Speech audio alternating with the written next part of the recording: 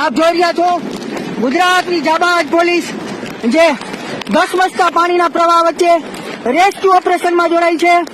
આ જે દ્રશ્યો જોઈ રહ્યા છો ફરતી બાજુ પાણી છે, પાણીના પ્રવાહની વચ્ચે પોલીસ છે એ જે રેસ્ક્યુમાં જે ફસાણ હતા એને બંને કાંધા ઉપર ઉચકીને આવી રહી છે।